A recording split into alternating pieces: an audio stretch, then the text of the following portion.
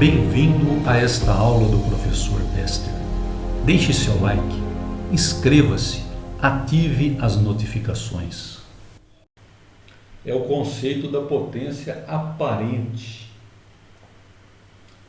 Em corrente alternada, normalmente nós não trabalhamos com watts somente. Tá? Podemos até falar em watts, mas não só em watts. Normalmente, quando a gente representa potência em corrente alternada, a gente trabalha em volt-ampere, VA, que é a potência aparente. Por que VA? Porque a potência aparente eu consigo calcular pelo produto da tensão pela corrente. Só voltando um slide aqui, veja. A potência no capacitor não é somente o produto da tensão pela corrente, mas tem que ter a defasagem angular, a menos que o circuito seja puramente capacitivo. Aí vira isso aqui, mas se não for, e na vida real não existe circuito puramente capacitivo, para calcular a potência no capacitor sempre vai ter o seno teta. Agora, a potência aparente eu consigo calcular através do produto, deixa eu ver se tem a fórmula aqui, não, mas nós vamos ver, do produto da tensão pela corrente. E o que é a potência aparente?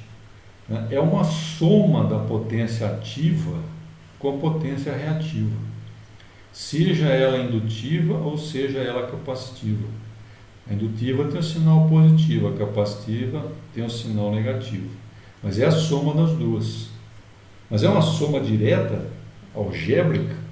Não.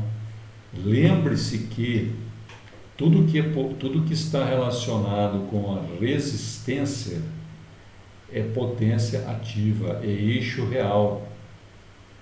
Tudo que está relacionado com indutância ou capacitância é imaginário, assim como a impedância.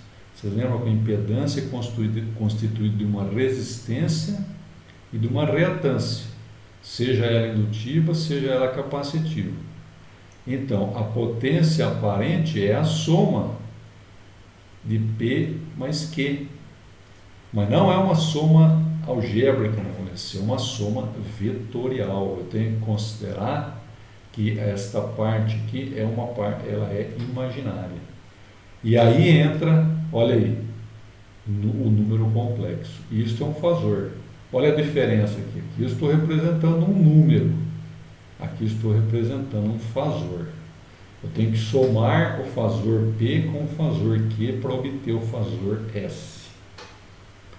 Ou então eu escrevo na forma retangular o valor de P e o valor de Q aqui, mas eu considero um número complexo na forma retangular.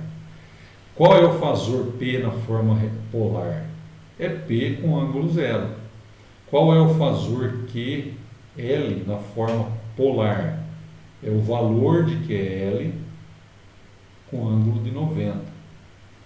E o fasor QC na forma polar? É o valor de QC com ângulo de menos 90.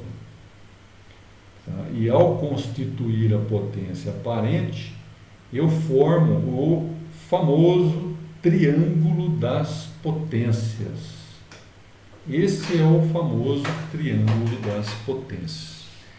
Por quê? Porque eu tenho a potência aparente, a potência ativa e a potência reativa. Pô, professor, e esse ângulo aqui? Qual que é esse? Que ângulo é esse? Esse ângulo aqui é o θ, é o ângulo de defasagem entre a tensão e a corrente. Olha aí que bacana, é o mesmo ângulo. Este ângulo aqui, neste triângulo das potências, ele tem um significado especial. O cosseno deste ângulo aqui, é chamado de fator de potência. O cosseno do ângulo é chamado de fator de potência. Este é um triângulo retângulo, como vocês podem ver, porque este ângulo é reto. E como que eu sei que este ângulo é reto? Porque aqui eu tenho o eixo dos reais e aqui eu tenho o eixo dos imaginários. Os dois eixos, eles estão... existe um ângulo reto entre eles, de 90 graus. Por isso que este triângulo aqui é retângulo. Bom, se o triângulo é retângulo, vale as relações trigonométricas aqui. Portanto, o cosseno desse ângulo, esse ângulo é a defasagem angular entre a tensão e a corrente no circuito. É o mesmo θ. Mas também é o ângulo entre a potência ativa e a potência aparente. Este é o mesmo ângulo, tá? Como que eu calculo o cosseno deste ângulo? É P dividido por S. Tá? E é o chamado fator de potência. Por que ele é importante? Porque o ângulo determina o formato desse triângulo. Imagine que quanto mais aberto este ângulo aqui, maior o valor da potência reativa. Quanto mais fechado esse ângulo aqui, mais próximo a potência aparente vai estar da potência ativa, menor o valor da potência reativa. Seja ela indutiva, seja ela capacitiva. A mesma análise que nós fazemos para a potência indutiva vale para a potência capacitiva. O único detalhe é que a potência capacitiva ela é representada com um valor negativo. Por isso o triângulo está voltado aqui para baixo. Tá ok? Mas a análise é a mesma. Então veja que eu tenho um triângulo retângulo onde eu tenho o valor da potência ativa do circuito e da potência reativa. Posso constituir a potência aparente, que é um fasor. É um fasor porque tem um módulo, tamanho e tem um ângulo. Por isso que é um fasor. O P também é um fasor? Sim, claro, eu posso representar o P como fasor. É só colocar o valor aqui e o ângulo zero. E o Q eu posso representar como fasor? Claro, só colocar o valor, o tamanho deste vetor, o valor da potência aqui, ângulo 90 para indutor ou menos 90 para capacitor.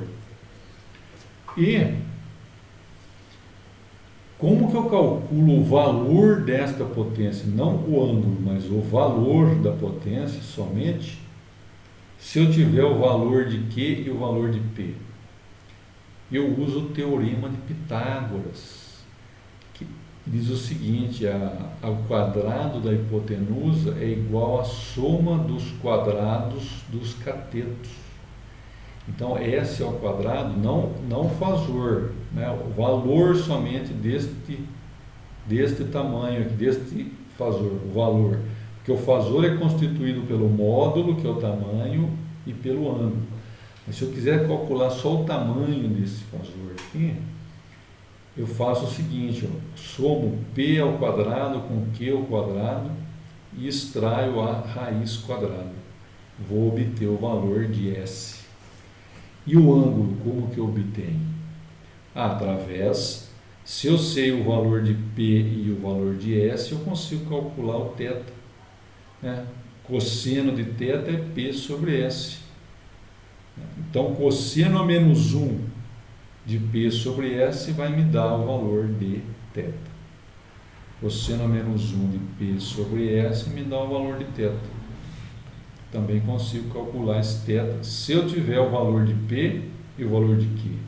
Então, se eu tiver o valor de P e de Q, eu consigo calcular o S. E também consigo calcular o θ. E aí eu consigo construir o meu valor de meu triângulo das potências. Para um circuito que a gente vai ver para os exemplos, em geral é sempre possível você calcular ou P, ou Q, ou S. Você tem que ter pelo menos dois desses valores, ou se você tiver o P e o ângulo também, você consegue calcular o S. Dá para calcular, né? A gente vai ver. Mas você precisa de dois valores aqui, dados, para calcular os outros. Sempre dois. Com um valor você não consegue calcular os outros. Olha aí, as relações que nós temos no triângulo das potências. Quais são as relações? Bom, se esse ângulo é θ, olha lá. Bom, primeiro vamos ao teorema de Pitágoras. Veja, aqui não estou representando o fasor, não está em negrite, só o valor da potência aparente, o valor da potência ativa e o valor da potência reativa. Então, ó, o quadrado da hipotenusa é igual à soma dos quadrados dos catetos. Então, se eu tiver essa potência e essa, eu consigo calcular esta aqui. Se eu tiver esta e esta, eu consigo calcular esta aqui. E se eu tiver esta e esta, eu consigo calcular essa. Então, sempre no caso da potência, se eu não tiver o ângulo, se tiver só os valores, eu tenho que ter 2 para calcular o terceiro. Mas se eu tiver o ângulo, aí basta um valor, porque daí eu consigo calcular os outros 2. Olha aí o que é o fator de potência. Cosseno de θ. Não é o θ, hein? Não confunda, o fator de potência é o cosseno do θ. Então, atualmente, nos motores, se você comprar um motor, você vai ver lá, FP igual a tanto. Aqui lá é o cosseno do θ. Então, isso virou um padrão na indústria e em tudo que a gente falar em termos de circuitos de corrente alternada. Quando se fala de fator de potência, é cosseno θ. E como que eu calculo? Se eu tiver P e S, eu faço a divisão entre P e S. Por sua vez, olha, isto aqui, modificando, né, eu passo o S multiplicando aqui, eu consigo calcular o P. Então, veja, P é S cosseno θ. Ah, mas o Q aqui está no lado oposto ao θ. Então, se eu multiplicar o S pelo seno de θ, eu consigo calcular o Q. Gostou da aula? Deixe seu like, inscreva-se, veja essas 2 sugestões para aprimorar ainda mais os seus conhecimentos.